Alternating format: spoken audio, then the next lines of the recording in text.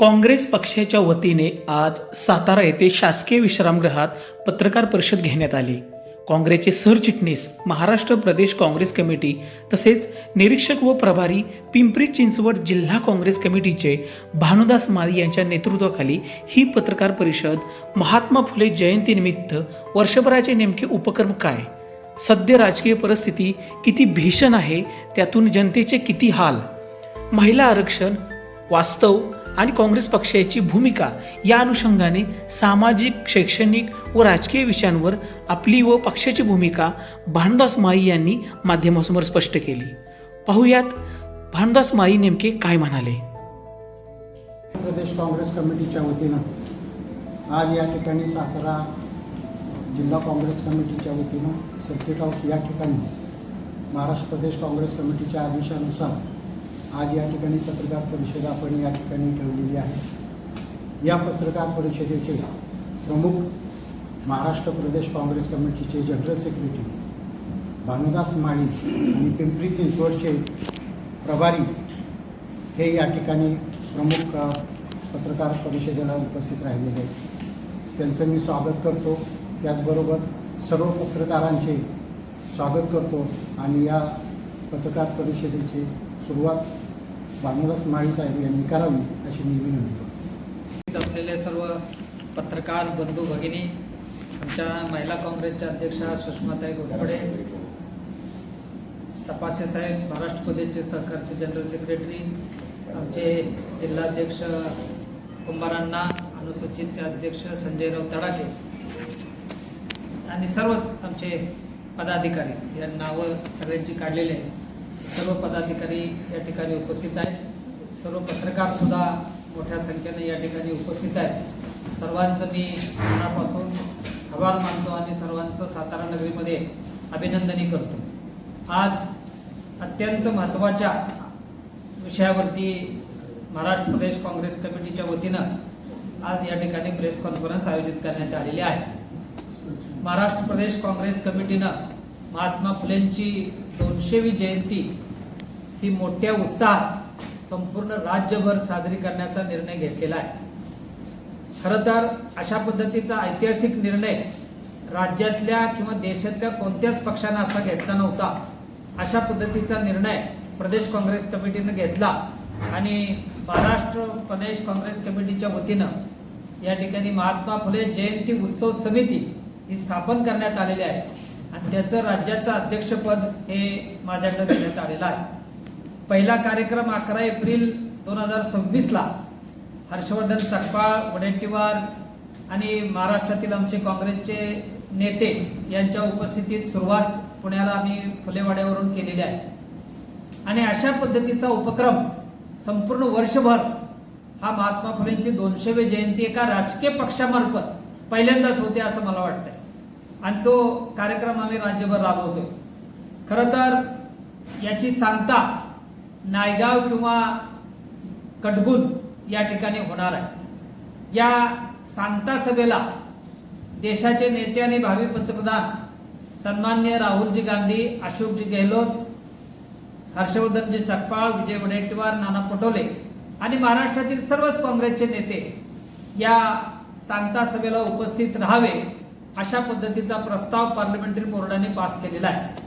आणि त्या पद्धतीने ही जयंती विविध उपक्रम, महात्मा फुलेंच्या जीवनावरचे काही चरित्र असतील, त्यांच्यावरच्या एकांकिका असतील, त्यांच्यावरची विशेष शोध मोहीम म्हणून निबंध स्पर्धा असतील, वक्तृत्व स्पर्धा असतील आणि महात्मा फुलेंचं एकूणच जीवन चरित्र, सावित्रीबाई फुलेंचा आणि त्यांचा जीवन संघर्ष हा लोकांच्यापर्यंत पोहोचावा यासाठी सातत्यानं वर्षभर प्रत्येक जिल्ह्यात हा कार्यक्रम आम्ही घेतो आहोत आणि त्याची जबाबदारी पक्षानं माझ्यावरती दिलेली आहे आणि मी त्याची सुरुवात पुण्यामध्ये केली असंच आपल्याला आत्ताच सांगितलं.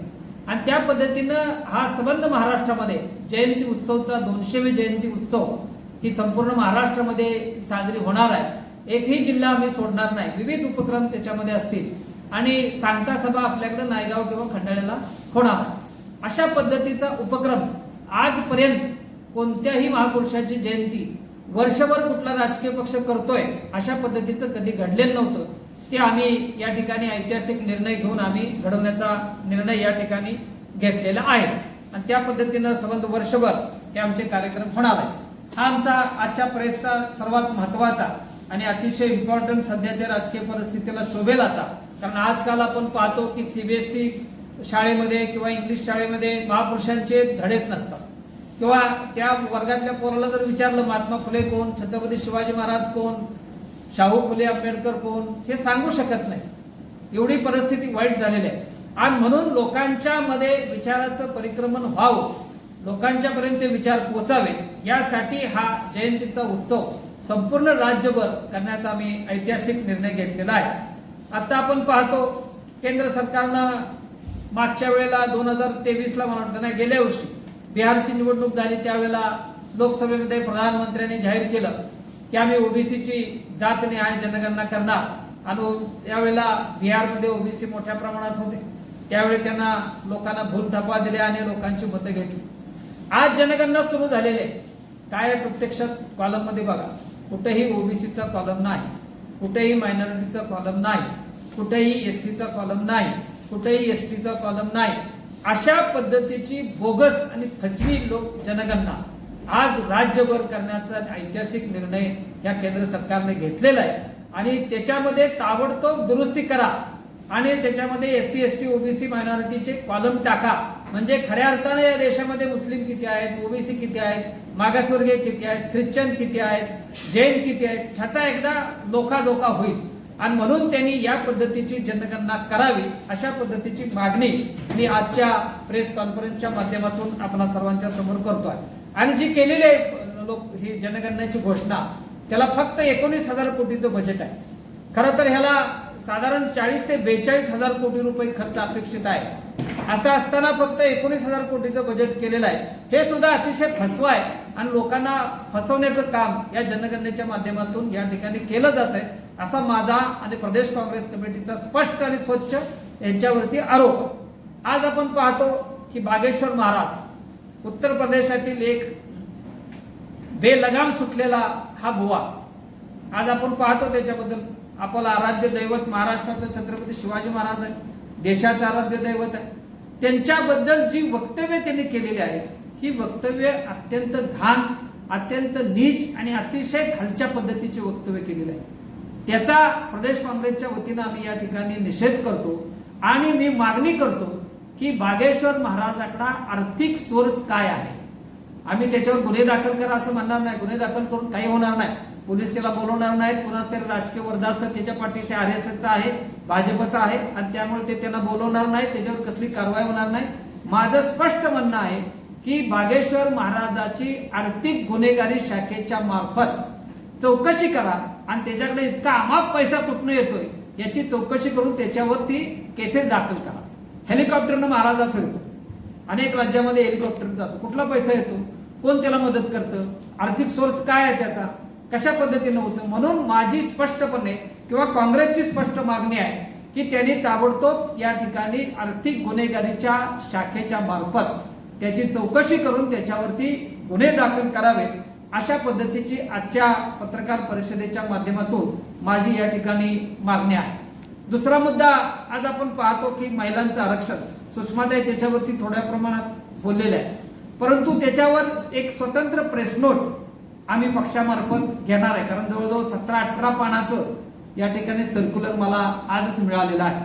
या सर्क्युलर मध्ये जे काही मुद्दे आहेत हे अतिशय इम्पॉर्टंट, अतिशय महत्वपूर्ण आणि कशा पद्धतीने हे महिला आरक्षण पुढे आणलं आणि कशा पद्धतीने काँग्रेसला बदनाम करायचा प्रयत्न केला त्याच्या बाबतीत सविस्तर माहिती त्या पत्रकामध्ये आहे. त्याच्यासाठी मी स्वतंत्र प्रेस किंवा प्रेस नोट तयार करून मी स्वतंत्रपणे त्या विषयावरती बोलणार आहे. आज या विषयावरती काय मी फारसं बोलणार नाही महिला आरक्षणाच्या संदर्भात. आज आपण पाहतो की स्मार्ट मीटर राज्य सरकारनं चालू केलेलं आहे. काय अवस्था आहे व त्या स्मार्ट मीटरची आपण कुणी चौकशी केली का? त्यांनी डिपॉझिट भरून घेतले अगोदरच आणि ते स्मार्ट मीटर आता लावायला सुरुवात केली. 32,000 कोटीचं कॉन्ट्रॅक्ट हे अदानीला दिलेलं आहे आणि अदानीच्या मार्फत ही मीटर स्मार्ट मीटर बसवायला लागले. काय योजना आहे ती?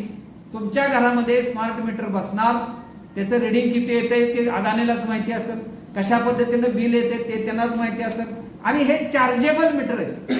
म्हणजे तुम्हाला जसं मोबाईलला आपण चार्जिंग करतो बॅलन्स, तसा आपण चार्ज करायचं आणि चार्ज करून ते मीटर ते बसणार.